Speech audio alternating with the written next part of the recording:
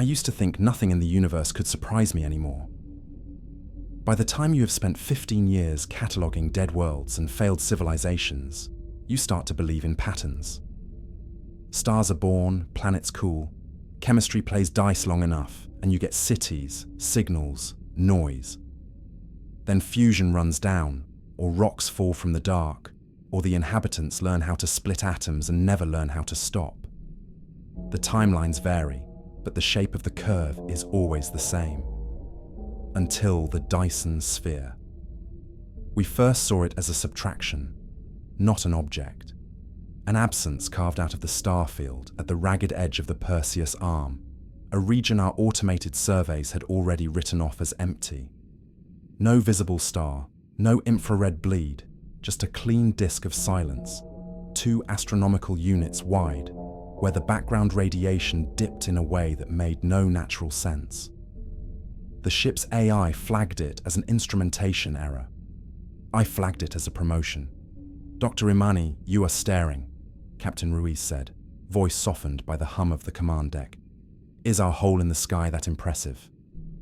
On the main display, the black disk hung like a surgical void, cutting off even the faint smudge of distant galaxies behind it. "Impressive is not the word," I said. "This is deliberate. Whatever is there is absorbing or redirecting everything from hard gamma to radio. No leakage, no scatter. It is engineered." The captain leaned back in her chair, dark eyes narrowed. "Say it." I swallowed the dryness in my throat. "It is a shell," I said. "At this radius and opacity, the simplest model is a stellar enclosing swarm, a Dyson structure." I hesitated, then added the part that had been gnawing at me for hours. "And by the pattern of cosmic ray pitting on the surrounding dust, it has been intact for approximately 3.3 billion years. Silence settled over the bridge, heavier than the recycled air. 3.3 billion years. Older than animals on Earth. Older than trees. Older than almost everything we could meaningfully call us. Ruiz exhaled slowly. "So, somebody out here reached type 2 on the Kardashev scale before Earth had continents in the right places." "Someone," I said. "Or something." The others on the deck busied their hands with controls, the ritual of professionals pretending not to listen. We all knew the numbers. No known species in the catalogue had ever approached this level of engineering. The most ambitious habitats we had found were cracked O'Neill cylinders and half-collapsed ring segments, fossilized hubris drifting in interstellar night. This was different. This was competence on a timescale that made our history look like a fleeting error. "Bring us in," Ruiz ordered. "Cautious approach. No active transmissions. Imani, you have primary on analysis. I want to know what we are flying into before we get close enough to scratch the paint." I nodded, though my mind was already racing 3 hours ahead. We slid toward the absence like a ship approaching the edge of an ocean trench. External cameras showed stars smearing toward the edges of the disk as our attitude thrusters kept us centered. The sphere itself remained invisible, a boundary only detectable through what it erased. At 1 astronomical unit, our long-range LiDAR finally kissed something solid. "Contact," I said, staring at the returning waveforms. "We have a surface." The shell was not smooth. It was a mosaic of plates, each hundreds of kilometers across, tessellated into a curve so perfect our instruments could not detect deviation. Between plates, there were seams, but no obvious gaps, no thermal leaks, nothing that looked like a maintenance spine or access port. More unsettling were the energy readings. "Ruiz," I said quietly, "there is a star in there." She drifted closer to my station, reading over my shoulder. "You are sure?" The internal gravimetric profile is consistent with a main sequence object, roughly half a solar mass, but there is no measurable radiation escaping. None. The internal field is shaped, not static. That means the shell is actively managing stress, which means something inside is still powered. In other words, after 3.3 billion years, the machine still lived. We matched velocity with the shell at a crawl, slipping into a parking orbit just 20 kilometers above one of the plates. Up close, the surface resolved into a labyrinth of overlapping geometries. It was not just metal, but something layered and adaptive, a latticework that looked organic from one angle and crystalline from another. "Looks like someone skinned a god," muttered Kovac, our exosystems engineer, from his station. "Professional language, please," Ruiz said, but there was no real reprimand in it. My console chimed. "I have a field gradient," I said. "Local irregularity, 300 kilometers ahead. Might be a junction or stress relief zone. It is the closest thing this sphere has to a feature." Ruiz considered this, gaze flicking between the display and the forward viewport, where nothing but black lay beyond. "If there is any way in, it will be at a point of weakness." "Assuming it wants things to get in," Kovac said. I did not answer that. We nudged along the shell, keeping our relative velocity low enough that if we kissed the surface, it would be a gentle tap instead of a fatal smear. The anomaly grew in the feed, a shallow dimple in the gravitational field, a place where the internal stresses bent just enough to suggest something beneath. "There," I whispered. The plates shifted. It was subtle, just a change in interference patterns, the way scattered sensor noise suddenly aligned into a coherent signal. The dimple unfolded in our data as a flower of overlapping hexagons, each plate retracting in a sequence so smooth and swift, it looked more like editing than motion. In the raw visual feed, a seam appeared in the shell, a dark line blooming into a widening iris.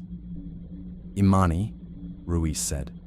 "I did not do anything," I answered, though a cold thread of guilt ran through me. "We did not ping it. No active scan, no broadcast. All we are doing is watching." "Then it is reacting to our mass alone," she said, "or our presence." Beyond the opening, there was no starlight, no glow from maintenance systems, no comforting spill of artificial illumination. Just a tunnel, perfectly circular, 10 kilometers wide, leading straight into a darkness our instruments could not fully penetrate. For the first time since we arrived, my instinct screamed at me not to go any closer.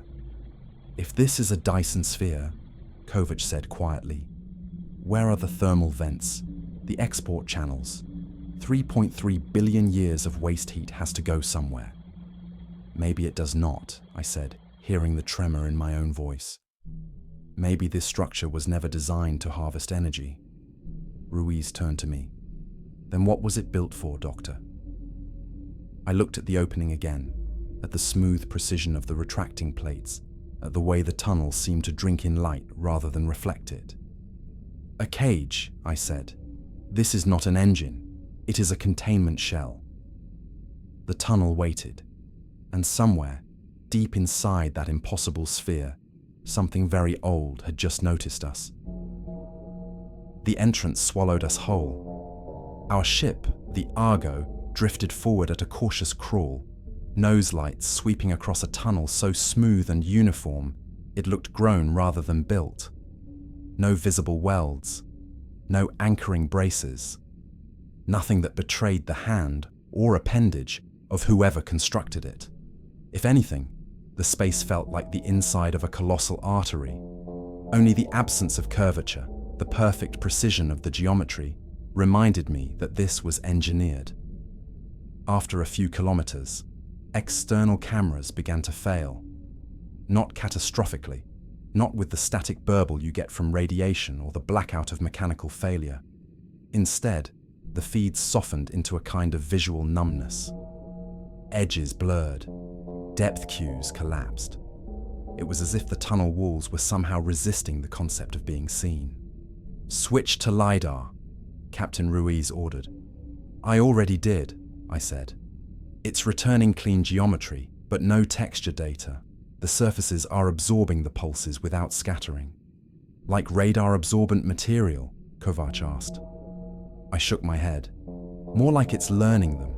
The timing jitter is changing with each scan. The captain stiffened. Learning us? Before I could answer, the tunnel widened. The Argo drifted into a chamber so large our sensors choked on it. The walls fell away in a curve that was too slow, too shallow to map. Our floodlights reached out into nothing and died there. Then the star ignited. Not fully, not the roaring brilliance of a sun, but a muted red glow, like someone lifting a blanket off an ember. Light seeped through the chamber, filtered through layers of material so dense it turned the illumination viscous. It came from below us, not above, as though we were floating above the heart of a buried star. Internal star confirmed, I said. The field containment is tight. This chamber might stretch thousands of kilometers. Ruiz stared at the forming glow. And this is just the outer interior. Likely a buffer zone, I said. A transition layer between the shell and the habitat. Habitat? Kovac said. No offense, Imani, but I don't see any life support systems. Neither do I said. Which means whatever lived here either didn't need such systems or couldn't die, he finished. The glow intensified. Not everywhere, just in specific regions, like islands of light rising from a dark ocean. Structures resolved out of the gloom, towering monoliths made of the same adaptive lattice as the outer shell. Some reached upward in spiral formations. Others knotted together in loops and fractal ridges. Nothing about them matched standard architectural logic. These aren't buildings, I murmured. Then what are we looking at? Ruiz asked. I zoomed the feed, focusing on one slim tower near our 12 o'clock. Memory cores, I said. Or something like it. Distributed processing spires, a network, the entire inner surface might be a computational organ. You're saying the Dyson Sphere is alive? Kovac asked. No, I said. I'm saying it has a nervous system. Ruiz inhaled slowly. Take us deeper. I want a closer look at one of those spires. The Argo descended. The closer we drew, the more wrong the structures looked. Their surfaces shifted subtly, like they were breathing. Patterns flowed across them, ripples of interference, blinking quasi-lights that weren't photons at all, but some kind of information pulse. As we passed within a kilometer, the pulses synchronized. Every structure in view lit with a single, unified tremor. It's scanning us, I said. You said earlier the shell reacted to our presence, Ruiz said. This is the next step. I froze. The patterns on the nearest spire had changed. They weren't random anymore. They weren't geometric either. They were letters, Roman characters, unmistakably Earth script. Kovac leaned forward, breath audible. Imani, please tell me you're making that happen. I'm not. The letters rearranged themselves. Identify, Ruiz whispered. Did it just talk to us? Not language, I said. It's extrapolating symbols. It's learning our cognition profile.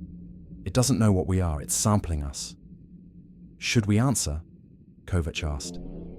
I tried to swallow, but my throat was too dry. No, nothing this old should be able to interface with us. The learning curve is too fast. If we respond, we risk giving it a map of our entire cognitive architecture.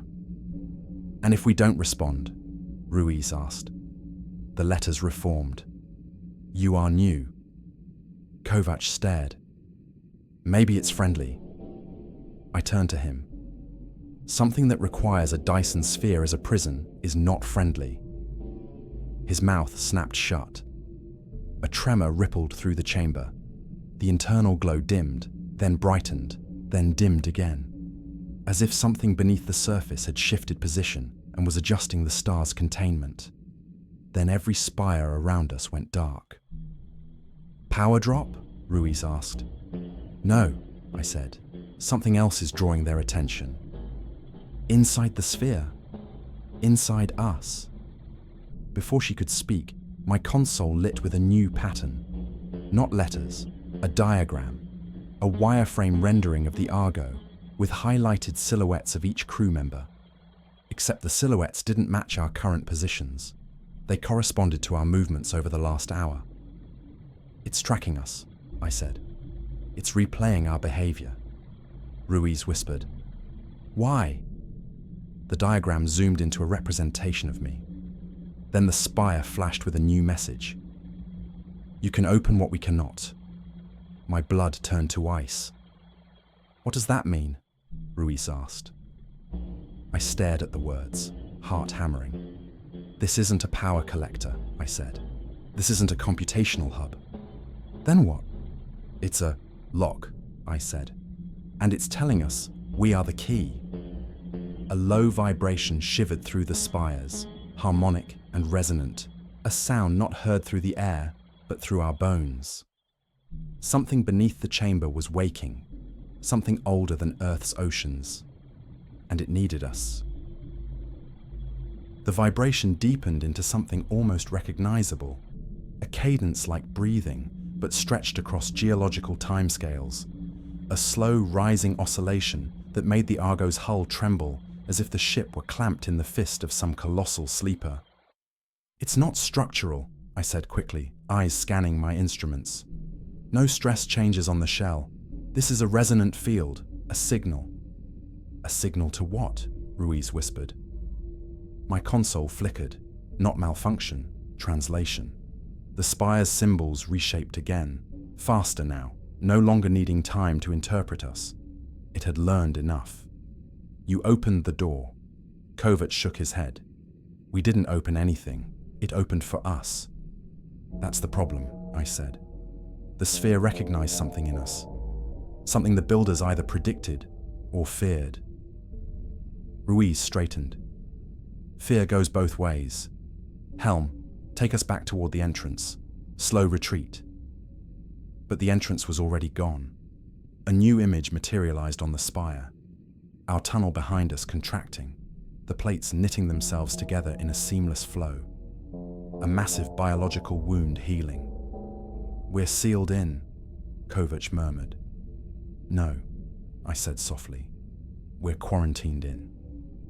A second tremor pulsed through the chamber, this one sharper, like something raking claws against the inner surface of the sphere.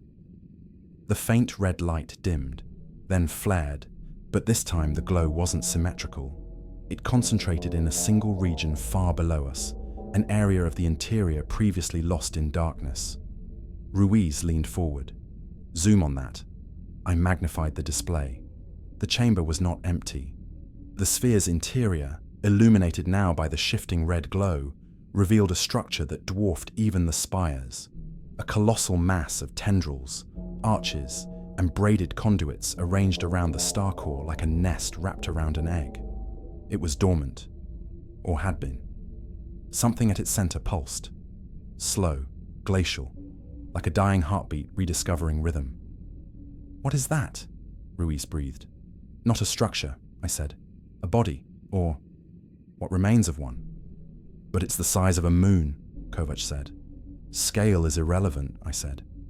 "It's the age that matters." As if hearing us, the spire lit again. "The warden is gone." Ruiz frowned. "Warden?" "Whatever built this sphere," I said. "They weren't harvesting a star. They were guarding something. That thing." Kovac swallowed. "Guarding it from what?" Another pulse vibrated through the sphere, harder, stronger. The star's dim glow flickered as if a shadow passed in front of it. Except there should be no shadows inside a Dyson Sphere. The tendrils of the dormant mass curled slightly, moving. "No life form should survive 3.3 billion years," Ruiz said. "Not life as we define it," I said. "And it's waking up now, because of us. Because the sphere recognized our cognitive signature," I said. "It learned our thought patterns, and the containment responded. Responded by..." Ruiz trailed off, staring at the sealed tunnel behind us. "By shifting to a new mode," I said. "A mode triggered only by the presence of new minds. Minds it wasn't built to recognize." The spire flared again. This time, the symbols didn't form words. They formed an image, a star exploding, a wave ripping across solar systems, worlds boiling, then going dark. Kovac recoiled. Is that a threat? No, I said, voice hollow. A memory. A recorded event, Ruiz said. A recorded extinction, I said. Something broke out. Something the wardens tried to contain. And they built the Dyson Sphere around it, she said. I nodded. Not as a home, as a cage. Another pulse, louder. The tendril mass below us uncoiled, layers peeling back like petals opening in reverse. For the first time, we saw its true form. Not a creature. Not even a machine. A wound. A hole in reality itself, wrapped in dead tissue and ancient machinery. A place where light twisted wrong, where physics bent in ways our instruments couldn't interpret. A core of shimmering distortion that made my eyes water just looking at it. What is... Kovac didn't finish. The words died in his throat. Ruiz grabbed the console for balance as the Argo shuddered. Imani, that thing. Is it alive? It's not a life form, I said. It's an instability, a dimensional rupture, a breach in space-time. Then why does it look like it's moving? Because it's hungry. The distortion pulsed again, a soft ripple that passed through the chamber like a breath. The spires dimmed, their pulses falling out of sync, as if something were draining them. Ruiz steadied her voice. Options, Imani. Give me something. I'm trying, I said, scrolling through sensor logs. There's no weapon signature, no biological markers, no electromagnetic emissions we can interact with. It's not a creature we can fight. Then what is it? I forced myself to say it. A self-sustaining entropy sink, I whispered. A fundamental decay engine. It consumes ordered systems, matter, energy, information, even the structure of space. Kovac stared at me. So the wardens trapped what? A hole? A dying universe? What am I looking at? You're looking at the last infection point of something that spread across stars, I said. And this sphere was their cure. They cut it out of the universe and sealed it here. And now it's waking up, Ruiz said. No, I said. It's feeding. The distortion pulsed again. This time, the Argo's lights flickered. What was that? Ruiz demanded. I checked the diagnostics. My heart stopped. It's draining our power, I said. Ruiz stared at me. Direct interface? No interface, I said. It's consuming the concept of ordered energy. It's eroding the ship's internal stability. The distortion flared, brighter this time, and several spires collapsed inward, as if crumbling to dust. The sphere was fighting back, diverting its ancient systems to recontain it, but its strength was failing. What do we do?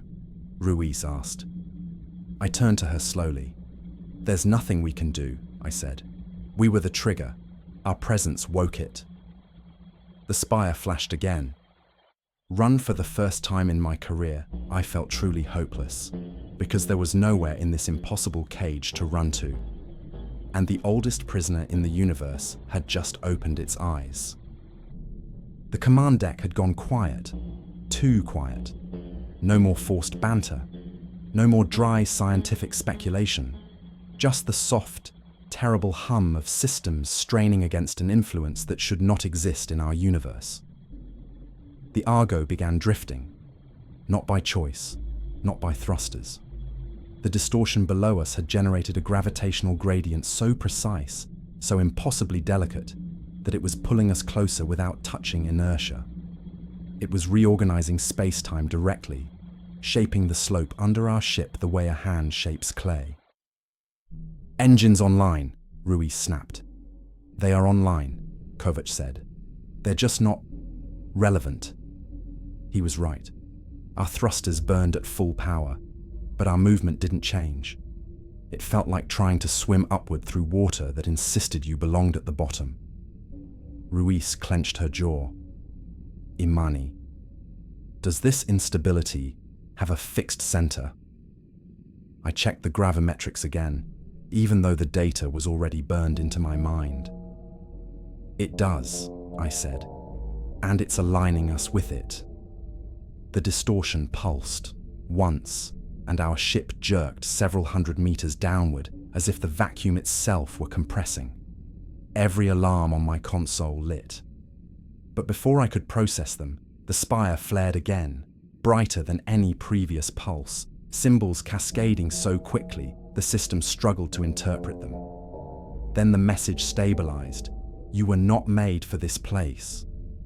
Ruiz squinted. "Is that a threat or a warning?" "Both," I said. Another flicker. New message. "You awoke what should not wake," Kovac whispered. "Then help us. If this thing can talk to us." But the spire interrupted him. "We tried then. We died." My blood ran cold. Ruiz looked at me, voice low. "Explain."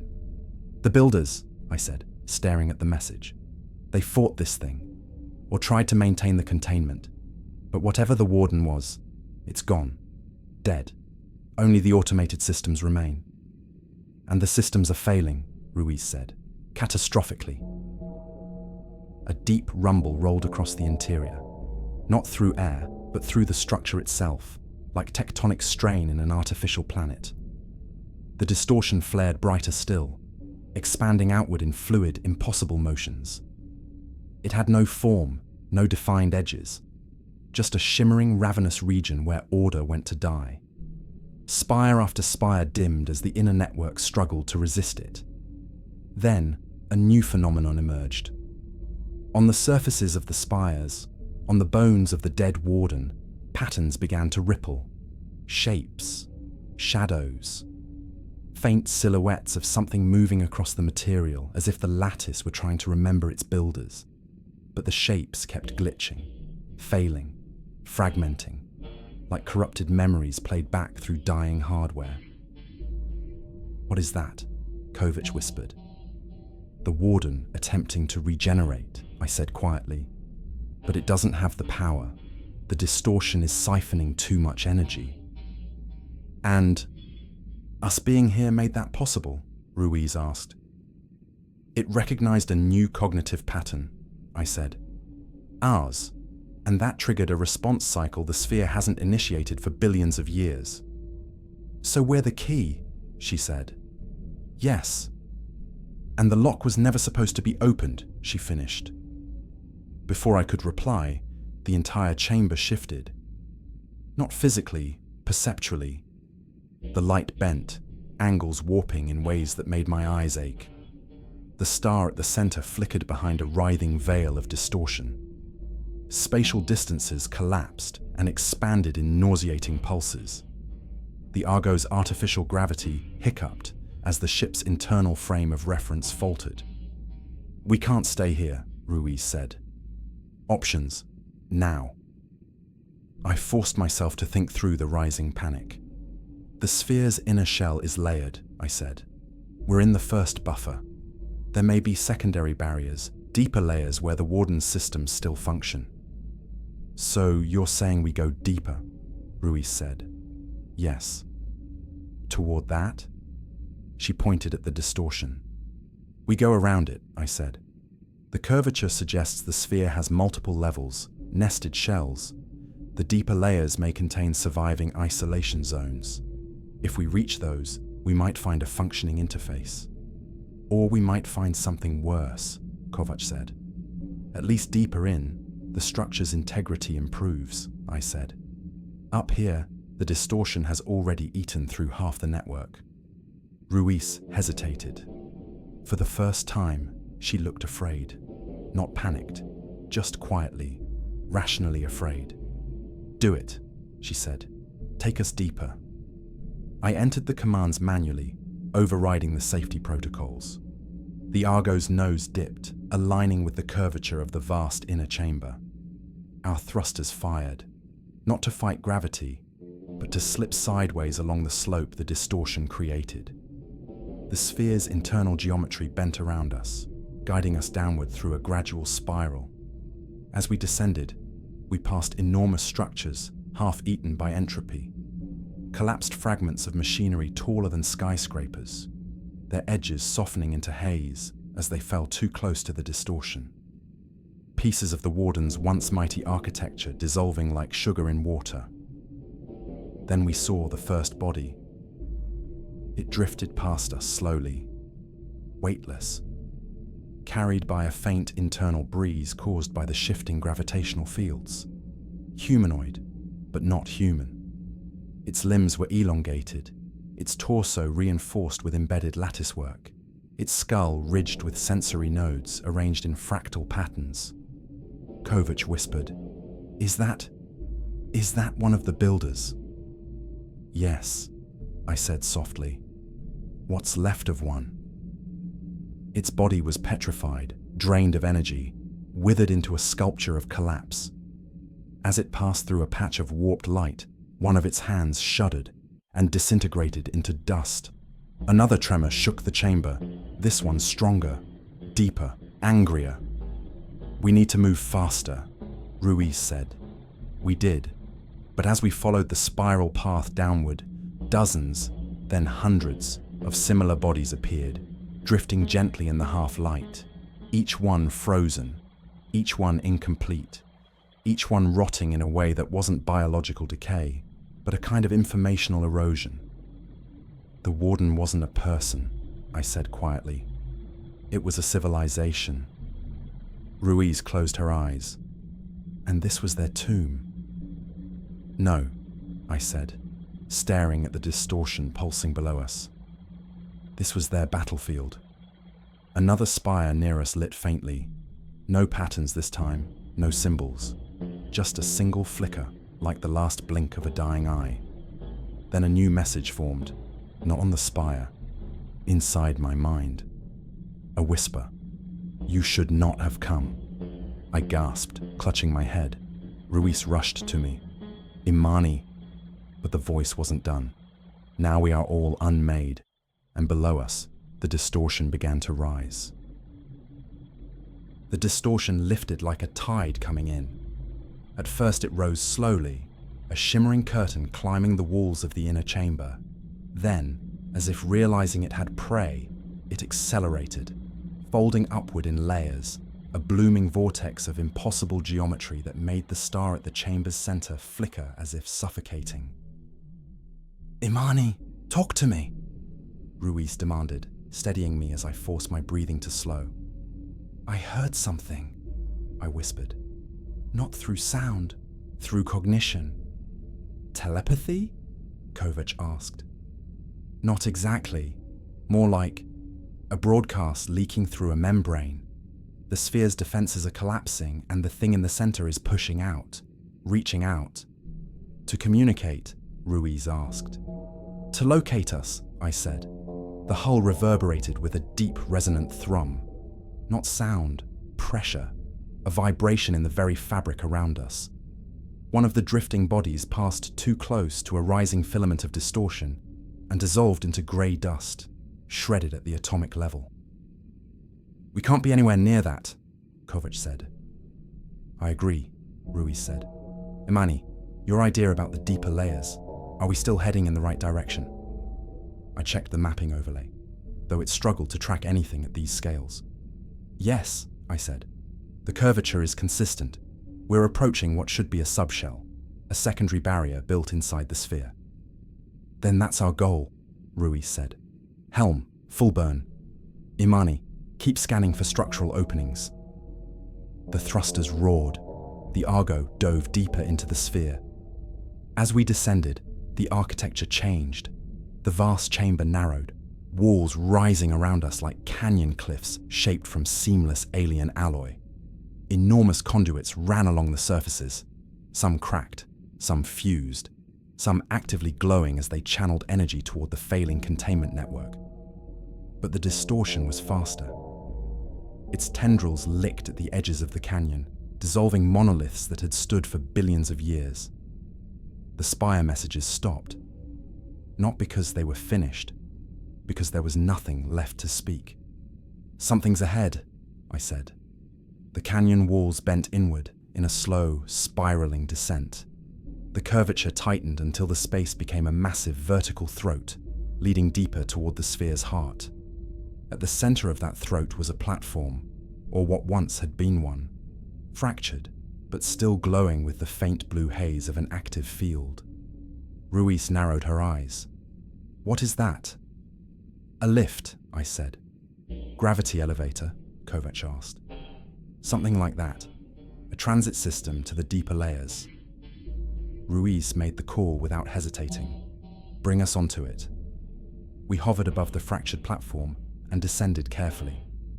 The moment our landing struts touched the surface, the entire platform pulsed, not violently, more like a sensor noting our presence. Then the blue haze flared, a column of light, straight, narrow, coherent, shot upward past us, through the canyon, toward the fading chamber above. "What did we just activate?" Ruiz asked. "Not sure," I said, "but it's scanning us, not lifting us." The platform pulsed again. Lines of alien script, those shifting learning patterns, flashed across the surface beneath us. The Argo's translation system caught fragments. Biological signature, uncatalogued cognitive pattern, error access permission, granted. "Access permission?" Kovac repeated. "For what?" The platform answered him. The entire structure lurched downward, sinking into the throat. We were descending, fast. But despite the speed, there was no inertia, no pressure, no sensation of falling. We were sliding through a field so perfectly calibrated, it negated the experience of movement. "What's below us?" Ruiz asked. "The deeper isolation chambers," I said. "The final layer between the sphere and the breach. And we're heading straight into it." A low groan echoed above us, metallic but wrong, more like the groan of a wounded animal. The distortion had reached the top of the canyon, spreading downward in fractal tendrils. It was following us. "How far down?" Ruiz asked. "Unknown. This lift shaft could extend for hundreds of kilometers." As if in response, the platform slowed. The shaft widened, revealing a vast hollow chamber beneath us. Unlike the upper levels, this one still functioned. Pristine panels lined the walls, glowing with oscillating patterns.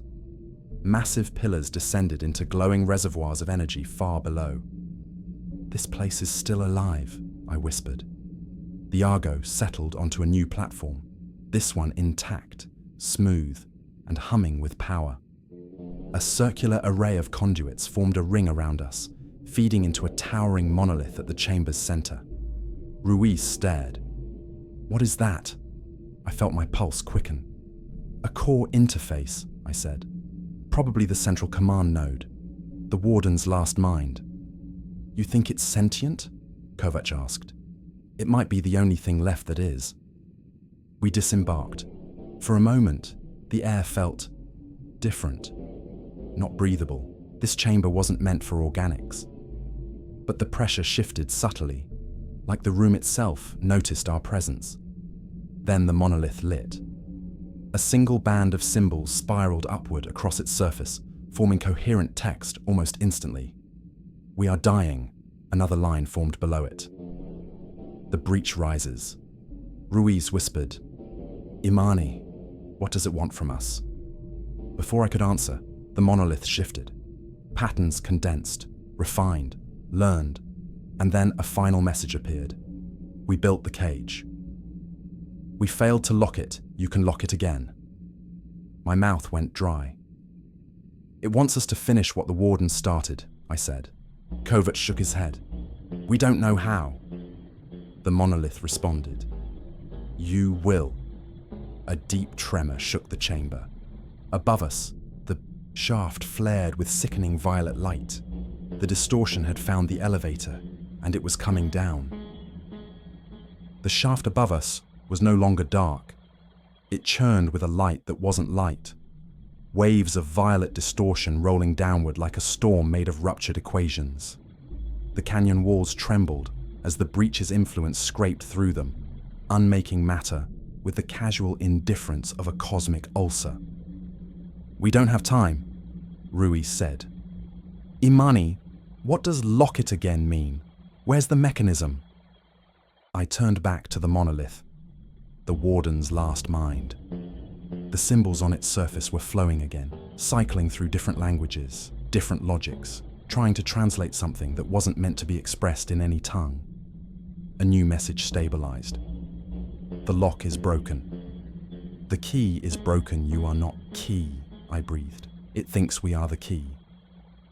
Kovac stared at me. Why? Why us? We're just new, I said. Remember what it told us earlier? You are new. Our cognitive architecture, the neural structures of the human brain, must be different enough from the builders that the defense systems respond to us in ways they can't predict or resist. So what do we do? Ruiz asked. The monolith answered, connect. A circular aperture irised open at its base, a portal of humming latticework filled with strands of pulsing light. A bridge, a neural interface, a thing designed for a mind nothing like ours. I stepped toward it. Ruiz grabbed my arm. Imani, what if this kills you? It might, I said. But if that thing reaches this chamber, death won't be the worst outcome. Kovac swallowed. What's worse than death? Unraveling, I said. Losing coherence, becoming part of the breach instead of part of the universe. The distortion roared below, an impossible bass rumble that seemed to vibrate inside my bones. I turned. It was close. Filaments of violet entropy lapped at the edges of the lower platform, erasing chunks of alien metal that vanished without heat or sound. The decay spread in fractal webs, branching like veins. Ruiz faced me, eyes steady. You don't go alone. You can't come with me, I said. The interface won't take two minds. This is meant for a single consciousness. You don't know that, the monolith answered for me. One mind, one lock, one chance. Ruiz clenched her fists, but she didn't argue again. Kovac stepped forward. Imani, if this thing interfaces with your brain... I know, I said. But the warden built this to lock the breach. It shouldn't destroy me unless I fail. What does fail look like? Ruiz asked. I didn't answer, because I didn't know. The aperture pulsed, brighter now, strands of light reaching toward me like the fingers of something ancient and patient. The interface wanted a host, and it had chosen me. I stepped inside. The moment my foot crossed the boundary, the world dissolved. Not visually, cognitively.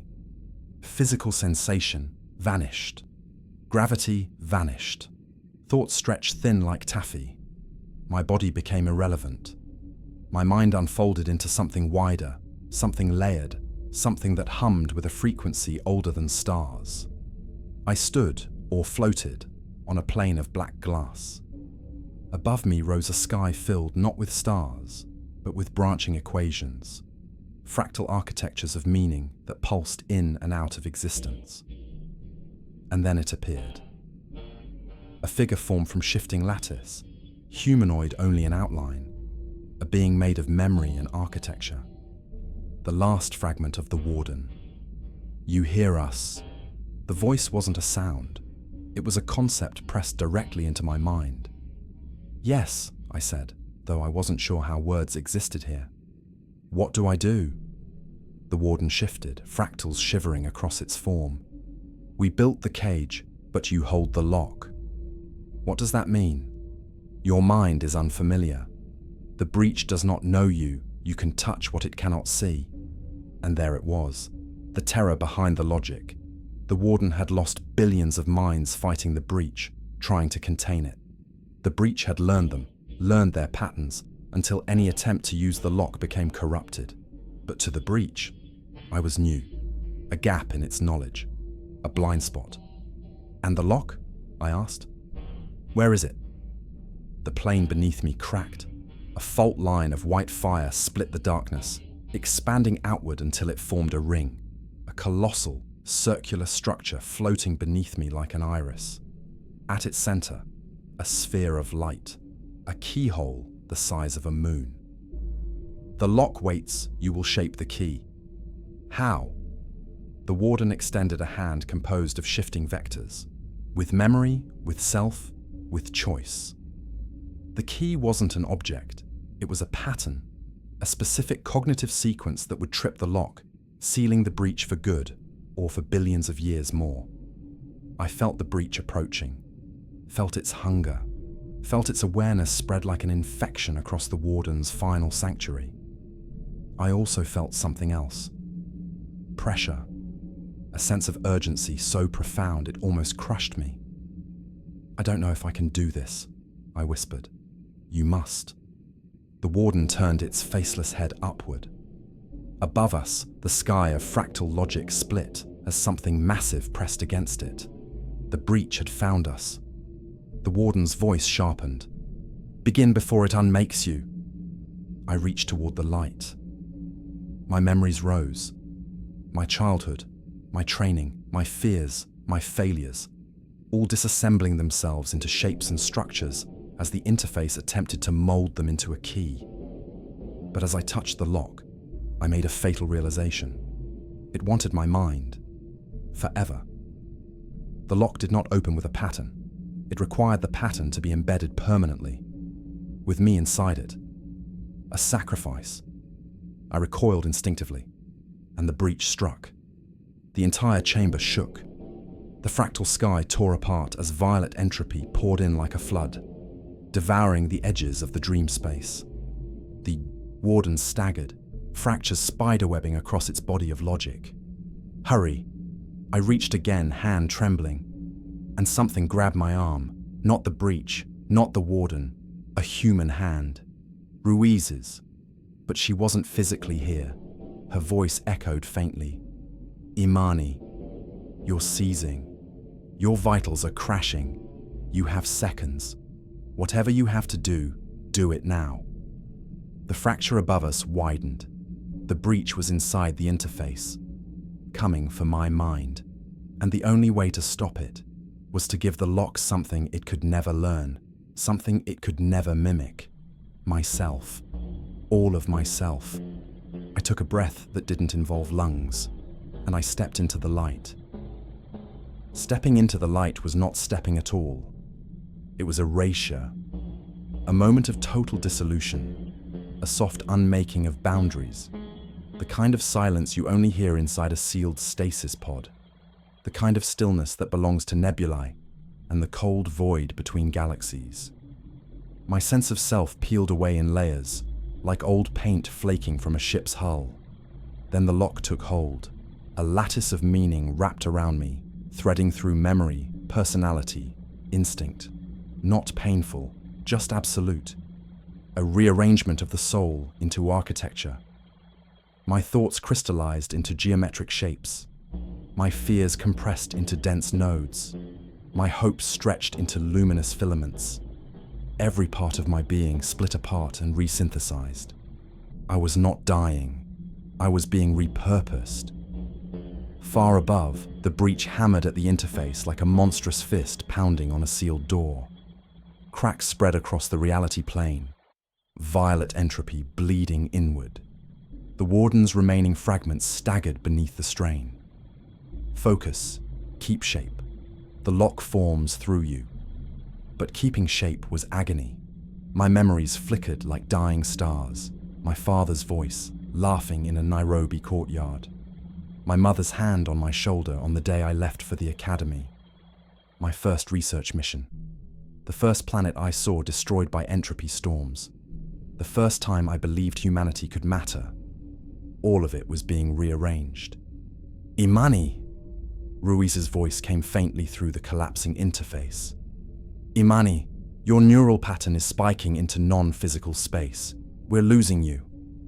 I tried to answer. No sound left my mouth. Instead, my reply formed as a geometry, an interlocking spiral that translated as "I'm here," even though part of me no longer was. The lock structure below me, the massive circular iris of alien engineering, began to rotate in segments. Not mechanically, conceptually, plates of logic grinding into alignment. The entire construct hummed as my mind filled the gaps left behind by the dead warden. "You were right," I whispered into the void. "It needs a pattern, a living one." The warden's voice flickered. "The breach cannot learn you, your form is unfamiliar. You are the last key above us." The fractal sky tore wide open. The breach descended.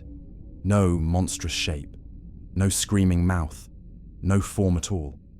Just a moving absence, a howling void of anti-structure. Violet tendrils whipped through the interface, disassembling logic architecture into glittering dust. Laws of physics buckled. Fragments of the warden shattered like glass, struck by a hammer. "Hurry," it urged. I focused on the lock, on the shape of myself as a key. More panels rotated, the iris tightened. A low-frequency vibration rolled across the interface space, like a massive door preparing to close. But it wasn't enough. The breach lunged downward, slamming into the forming mechanism. The impact sent a ripping shockwave through the dream plane. I felt my consciousness wobble, slipping, unraveling. My core identity pulled like taffy. If I fell apart now, the lock would collapse, and the breach would escape into the physical universe. Through the dissolving dream space, I heard Ruiz again, shouting this time. "Imani, your brain activity is collapsing. You have seconds." Seconds. A billion-year-old prison was dying around me. The warden's final fragments rushed toward me, forming a barrier that cracked instantly under the breach's assault. "Complete the pattern." "I'm trying. Do not try, BB." The meaning struck me with the force of a star going nova. The key wasn't a thought. It wasn't a calculation. It wasn't something learned. It was identity. Pure, unfiltered, unbroken. The sum total of everything I was, everything I feared, everything I hoped. My entire existence sharpened into a singular stance against annihilation. I let go, not of myself, but of doubt, and the lock snapped into place. The iris of light contracted with a seismic pulse, collapsing inward, sealing the breach's core in a cage of luminous geometry. The structure emitted a shockwave that blasted back the violet entropy, shredding its tendrils, forcing them to recoil. The breach shrieked, not audibly but cognitively, a howl of wounded physics. It surged downward in fury, slamming against the freshly formed lock. But this time, it hit me, because I was the lock, and I held, for now. The warden's voice flickered weakly. "You hold it closed, but not forever. The lock wears down, you will wear down." I understood. This wasn't a permanent solution. It was a delay, a holding action, a single mind against a cosmic wound. "How long?" I asked. "Unknown. Your species is young, your mind will decay." Then what happens? "The breach returns. It always returns, but you have given us time." The interface began to unravel around me. The warden's final shards dissolved, having spent the last of their power. Reality rushed back. Weight slammed into my body. Cold air, alarms, voices. I fell forward, and Ruiz caught me. My chest heaved, my vision blurred, my mind felt stretched thin, like an overused neural fiber. Kovac's voice cracked. "Imani? Say something, please." I looked up weakly. "The lock is closed," I whispered. I stopped it. A thunderous tremor shook the chamber. Ruiz looked up the shaft. "Then what's—" She froze. The distortion was still there, still raging. But now it wasn't rising. It was swirling, coiling, forming around the lock like a storm held at bay by a glass wall. Kovac breathed. "It's contained. For now," I whispered. "For how long?" Ruiz asked. I looked at my hands, still trembling from the interface, from the vast pressure of holding the breach inside a cognitive cage shaped like my own mind. "I don't know," I said. Another tremor. Ruiz helped me to my feet. "Then we need to get you out of here before that thing learns how to break you." And far above us, the entire Dyson Sphere groaned under the strain, as if the prison itself feared it was too late. The chamber lurched violently. Not like a structural failure, not the stuttering collapse of metal under stress. This was deeper, older, as if the entire Dyson Sphere were flexing around a wound that refused to stay sealed. A low reverberation passed through the floor, into my bones, into the thin barrier of my mind, now acting as the lock. The breach sensed me. It knew now that something new was holding it back. And it didn't like that. Ruiz slung my arm over her shoulders, easing my barely stable form toward the Argo's boarding ramp. "Come on, we're getting you to the med bay and out of this chamber." "I can't leave," I whispered. "And why the hell not?" Kovac demanded, scrambling alongside us, breathing fast. "Because the lock isn't static," I swallowed, barely managing the words. "I feel it pulling, like a current. If I move too far, the seal might destabilize." Ruiz froze. "Meaning what?" "I'm tied to it," I said. "Physically? No. Cognitively? Yes. Distance might weaken the interface, and that thing wants out. It's pushing, trying to learn me." "Then we move slow," Ruiz said firmly, "step by step." A thunderous crash echoed through the vast chamber. Far above, the lift shaft pulsed with violet light, like lightning striking inside metal, and chunks of alien alloy dissolved into drifting dust. The breach wasn't done. It was adapting. Kovac pointed upward. "Captain, the shaft's integrity is collapsing. If that thing unravels the elevator system, we'll be buried under—" He didn't get to finish. A vertical shockwave, silent but catastrophic, shot down the shaft. An invisible blade slicing through matter, like it was a hologram. Panels peeled away. Conduits snapped. The path we'd descended began disintegrating from the top down. The breach was clearing a path, not toward us, toward escape. Ruiz cursed under her breath. "Move! Now!" We reached the ramp. The Argo's systems flickered as I stepped aboard, my presence interfering with her electronics in ways I didn't understand. The ship's diagnostic lights stuttered, colors pulsing erratically like the vessel itself was unsure reality still applied. "Imani," Ruiz asked, "is the breach doing that?" "No," I said. "It's me." I sank into a medbay couch as Ruiz sealed the hatch and sprinted back to the bridge.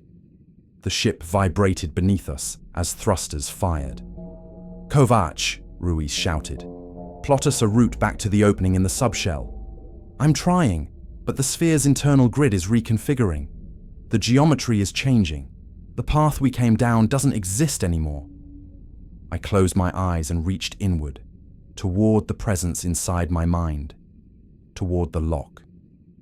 It was a pulsing pressure, a lattice of meaning, a map of a map of a map. The warden had given me only fragments. The full structure was far too vast, too old, too alien. But through the interface, I could feel the sphere, not see it, not hear it, sense it, the way a blind swimmer senses currents. "The sphere is adapting," I said from the medbay, voice shaking. "It's trying to rebuild containment. It's weaving new pathways. The interior isn't fixed, it's fluid." "I'd love a static environment for once," Kovac muttered. "Can you guide us?" Ruiz asked. I hesitated.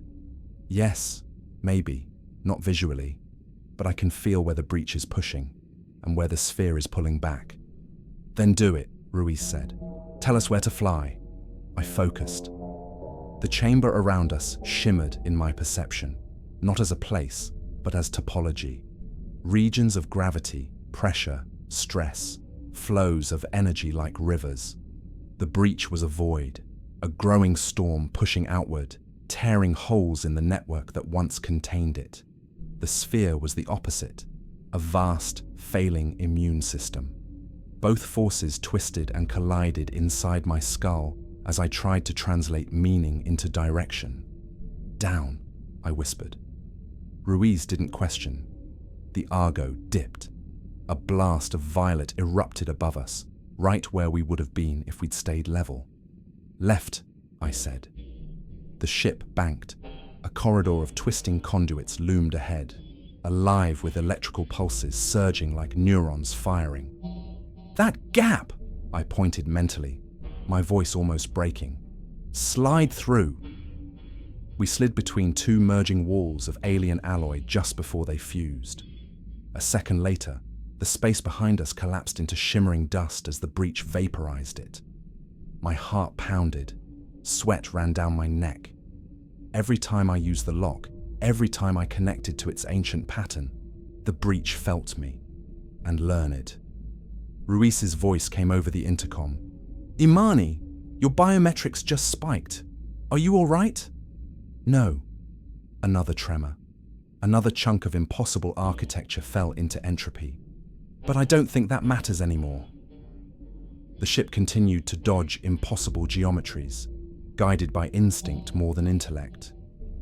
We descended through tangled layers of the sphere's inner architecture, caverns the size of continents, conduits wider than oceans, chambers filled with structures shaped by logic instead of physics.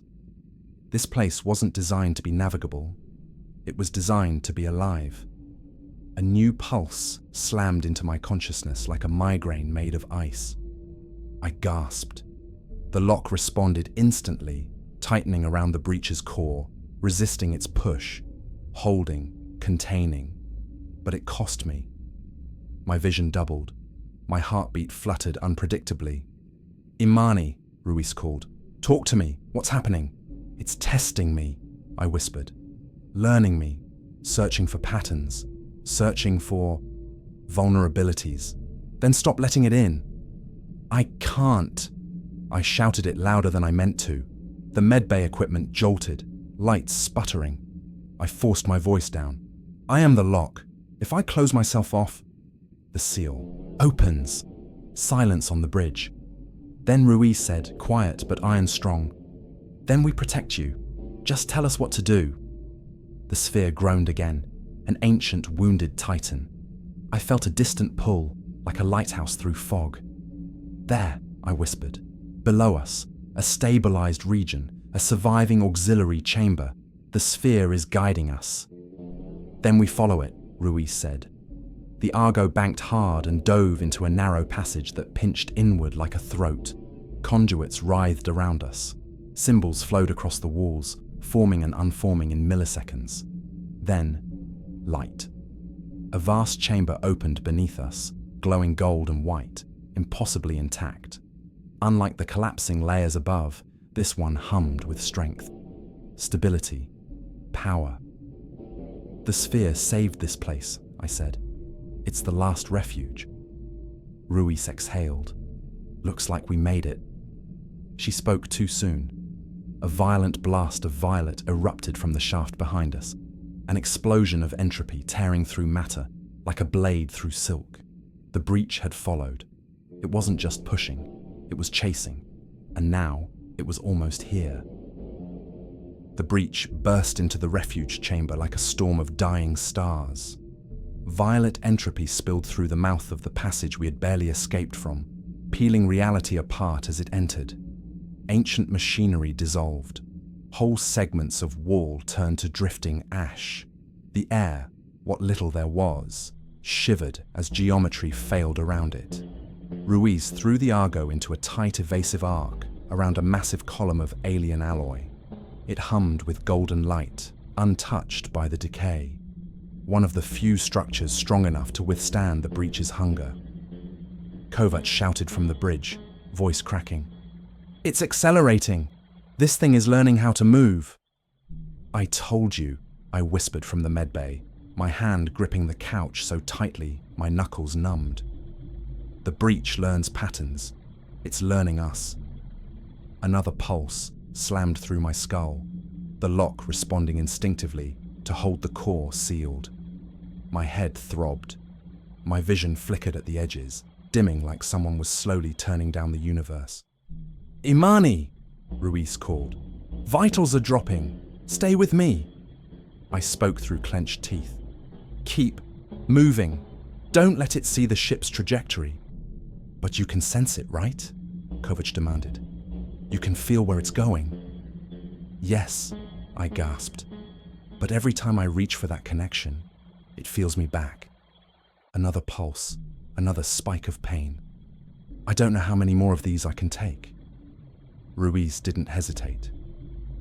Then we get you to whatever the sphere brought us here for. She angled the Argo downward, deeper into the chamber. For the first time, I saw its full shape.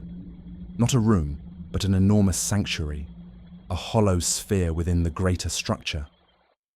The walls curved in smooth arcs around us, covered in thousands of shimmering nodes, pulsing in patterns like neurons firing. This place was the sphere's brain, the last functioning piece of a dead civilization. As we approached the lowest region of the chamber, something emerged from the haze. A towering obelisk, smooth, dark, and carved with spiraling grooves that emitted golden streams of energy. A beacon, a stabilizer, a focal point. "That's it," I whispered. "The sphere wants us there." Ruiz aimed for the platform encircling the obelisk. The moment our landing struts touched the surface, the golden energy flared, racing in veins across the metallic floor, activating systems dormant for billions of years. The obelisk lit up, filling the chamber with warm radiance. The breach's advance slowed, just slightly. Ruiz shouted over the rising hum, "Imani, what is this place?" "A stabilizer node," I said, forcing breath into my lungs. "The warden built redundancies, emergency chambers. This one still has power. It can reinforce the lock, temporarily." "How temporarily?" Kovac asked. I closed my eyes, sensing the tension between the lock inside my mind and the stabilizer's pulsing energy. "A few minutes," I said. "At best." A distant crack split the chamber. The breach roared again, not through sound, but through annihilation. A nearby structure collapsed into dust. "Then let's use our minutes wisely," Ruiz said. I pushed myself off the medbay couch, despite the dizziness swallowing my balance. My legs shook, my vision swam. But I walked. Kovac rushed toward me. "Imani, stop, sit down. You can't move right now." "I have to," I said. "The obelisk is trying to connect to me, to the lock." "And if it connects?" he asked. "It strengthens the seal. It buys us time. And after that?" I met his eyes. "I don't know." But the breach was seconds from swallowing the chamber. Time was no longer something we had the luxury to measure. Ruiz stepped in front of me, supporting me with her shoulder. "Then let us help you." Together, we reached the obelisk. Its surface rippled like liquid metal as my hand approached, golden circuitry shifting beneath the sheen. I felt the pull again, not physical, but conceptual. The stabilizer recognized the key. It recognized me. My fingers touched the surface. The world exploded into light. I was no longer in the chamber. I was elsewhere, inside the warden, inside the lock, inside the memory of a civilization that had died trying to contain the breach. A cascade of images crashed through me. A star igniting inside the Dyson Sphere for the first time. A vast assembly of minds shaping the breach's prison towers of logic, singing in resonance. The warden's final war, losing piece by piece. Entropy storms, devouring cities of thought. Billions of voices falling silent. A final choice, a lock without a key. A sacrifice none of them could make. Then, the obelisk spoke. "You hold the lock. We hold the shape together. We endure." Golden light surged through my body, stabilizing my unraveling neural pattern. The breach's pressure withdrew slightly, not defeated, but held at bay with renewed strength. The chamber stopped shaking. The metal stopped dissolving. The breach paused. Ruiz's voice echoed faintly as the connection faded. "Imani, are you with us?" I opened my eyes. Golden light radiated from my skin like embers. "I'm here," I whispered, but something was wrong. My breath came too easily. My limbs felt too light. My thoughts were too clear. Not natural, not human. Kovac backed up a step. Imani, your eyes. What about them? I asked. They're glowing. Ruiz's voice was soft but steady. Imani, what did the stabilizer do to you? I looked at the obelisk. I looked at the breach. I looked at the golden patterns drifting beneath my skin. It made me last longer, I said. A tremor rippled through the chamber. The breach surged again, twice as violently as before. The golden light flickered, and I felt the lock strain. It's angry, I whispered. It senses the reinforcement. It's going to hit us with everything it has. Ruiz's hand tightened on my arm. Then what do we do? I stared into the violet storm tearing the world apart, and the answer came from somewhere deep inside the lock. We run, I said. All of us. I turned to the obelisk, and I hauled it off. The chamber shook with a violence that felt personal. The breach wasn't just expanding. It was thrashing, throwing itself against the lock inside my mind, testing every angle, every weakness, every edge of the cognitive pattern I had become.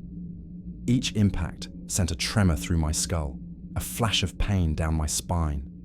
The golden stabilizer flared in protest, streams of energy racing up its spirals like veins lit from within. But even now, I could feel the truth. The reinforcement was already failing. Ruiz grabbed my shoulder. Imani, listen to me. We're not leaving you here. You don't have a choice, I said, voice unsteady. If I stay in range of the obelisk, I can hold the breach for a while. Long enough for the Argo to get out of the sphere. Kovac shook his head violently. No. You said the breach learns. If you stay here alone, it will learn me faster, I finished. And if you stay here, it will learn all of us. Another impact hammered my mind, and golden light burst from my fingertips, arcing like electricity. I steadied myself on the obelisk. This is what the warden couldn't do. The key needed a living mind, someone who could adapt mid-pattern, and someone who pays for it with their life, Ruiz snapped. I met her eyes. If I don't do this, no one has a life left to pay with. Silence fell between us, just for a moment, a brief human silence inside all the roaring cosmic terror. Then Ruiz's expression hardened, not with coldness, but with the steadiness of a leader who has already accepted a terrible truth. Tell me how long we have, she whispered. I looked at the breach swelling like a storm of dying universes. Minutes, I said. Maybe less. Kovac moved forward, grabbing my arm. Imani, this isn't right. There has to be another way. There isn't, I said gently. The lock needs a host. It needs consciousness. It needs me. Tears welled in his eyes, anger and grief tangled into something raw. I can't just walk away and let you. You can, I said. And you will, because the alternative is everything dies. Ruiz exhaled. It sounded like something breaking. Then this is my order, she said to Kovac. We get back to the ship, we take off, and we don't look back. Another pulse, another strike. The golden chamber dimmed. I leaned forward and pressed my forehead to the obelisk. It welcomed me. The golden currents spiraled into my skin, merging with the lattice in my mind. Strength poured through me. Borrowed, ancient, temporary. Enough to stand, enough to hold the storm. Ruiz took a step toward the ramp, then stopped. Tell me one thing, Imani, she said quietly. Do you think you can win? No, I said, but I can make sure we don't lose today. Ruiz nodded once, sharp, a soldier's salute where no hand lifted. Then she turned away, walked, didn't look back. Kovac lingered a second longer, his voice breaking. Thank you. Live, I whispered to him, for all of us. He ran after Ruiz. The Argo's engines roared to life, their vibrations shaking the platform. I felt the chamber shudder as the breach surged again, slamming into the golden stabilizer, like a tidal wave of entropy. I stepped forward, raised both hands, and let the lock fully open inside me. The universe turned inside out. Light and darkness interwove in impossible patterns. My thoughts became walls. My memories became pillars. My identity became the prison bars of a cosmic cage. And the breach hit. The impact was indescribable. Pressure without weight, heat without fire, noise without sound. My knees buckled, my vision fragmented. Golden fire erupted from my chest, clashing with violet storm fronts. But I held. The Argo lifted behind me, thrusters screaming against the collapsing geometry of the sphere. I felt the ship's trajectory like a distant whisper, its path guided by corrections I didn't consciously send. One final push, one final effort. The sphere opened for them. A tunnel, an escape corridor, burst outward in a straight line through the dying layers of the inner shell. Plates retracted like a flower blooming in reverse. The Argo shot through. I felt it break free of the sphere's gravity, felt the starless void swallow it, felt Ruiz looking back even though she had promised she wouldn't. But I didn't turn, couldn't. The breach struck again, and again, and again. Each hit carved pieces from me, memories, emotions, pieces of personality snapping under the strain. My childhood dissolved. The memory of my parents flickered, then went dark. My own name became a struggle. But the lock held. The golden stabilizer burned white hot, sending pillars of light into the Dyson Sphere's inner shell, strengthening the prison for one more cycle. Then, a calm, a pause. The breach retreated slightly, not defeated, but delayed, contained.